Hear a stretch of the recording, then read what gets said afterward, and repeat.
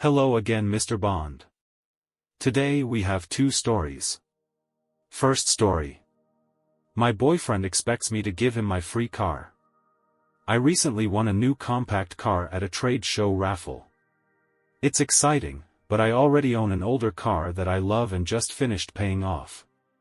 My old car is still in great shape, with only 100,000 miles on it. Although the new car isn't my first choice, I discovered I could sell it for about $14,000 to $15,000. This sale would significantly boost my savings, especially helpful since I just graduated college. My boyfriend of over a year, who's currently carless and facing some financial troubles, hasn't been able to buy a new car. He manages with walks to the store and rides to work, and I help with other transport needs. While I see a future with us, we haven't planned on moving in together yet. He lives with friends, and I live rent-free with my dad, which helps me save money. At a family gathering at his parents' house, where they were all very kind and congratulatory about my win, there seemed to be an expectation that I should either give the new car to my boyfriend or swap my old car with the new one for him to use. I don't plan to do either. We're not at a stage in our relationship where our finances are combined, and it doesn't feel right to give away something like a car, which is equivalent to giving $15,000 in cash. I stayed silent during the dinner to avoid drama, but I need to clarify to my boyfriend and his family that the car, or its sale value, is mine to manage. How should I approach this without hurting our relationship? Update.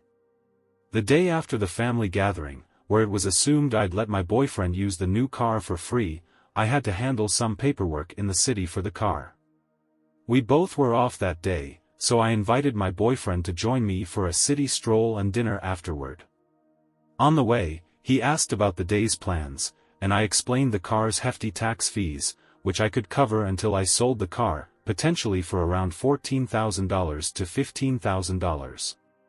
He was surprised and asked if I planned to keep the new car. I told him no, preferring my older, bigger car that suits our needs better and has cheaper insurance since it's paid off. He admitted he hadn't realized the tax would be so costly. The conversation turned to the previous night's assumptions. He revealed that his mom had told everyone that we had won the car together and that it would be for him to drive. He thought I might keep the new car and let him use my old one if he covered the insurance. However, understanding the financial implications, he agreed selling the new car made the most sense. He promised to explain the situation to his mom, who apparently sees us as nearly married and is pushing for a proposal. This was news to me. We both agreed we weren't ready for such a step and were content with where our relationship stood. He assured me he'd clear up any misconceptions with his family to avoid any hard feelings towards me. After wrapping up the lengthy paperwork, we enjoyed our time in the city and ended the day with a lovely dinner I treated us to. Second story. Title. One of my employees had to take 2 days off of work because his father died. A week later, his dad walks into the store. Managing a 420-friendly shop comes with its relaxed vibes and a close-knit team atmosphere. We typically know who can handle their responsibilities even if they're high and who can't. But recently, one of my employees, who I'll refer to as Scooby, has been testing the limits of our laid-back environment.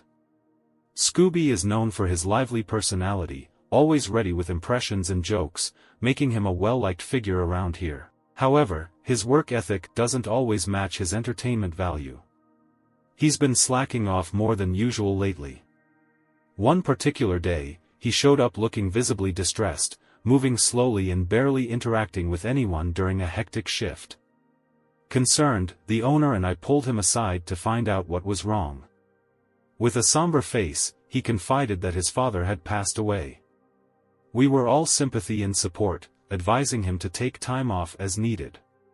He returned to work after a few days, seemingly back to normal. But the situation took a bizarre turn when a man walked into our shop asking for Scooby. This man was, unmistakably, his father, very much alive. It was a shocking moment that unveiled Scooby's lie. Faced with this revelation, I discussed the situation with my boss, considering our current staffing challenges. We're training new employees and already stretching our core team thin. My boss decided against firing Scooby right then, to avoid overburdening the rest of the staff. Despite being addressed by the owners about his dishonesty, Scooby's pattern didn't change. He continued calling out sick, citing various ailments.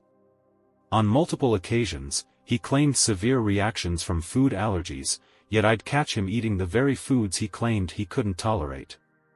Another time, he said his girlfriend had broken up with him, affecting his work again.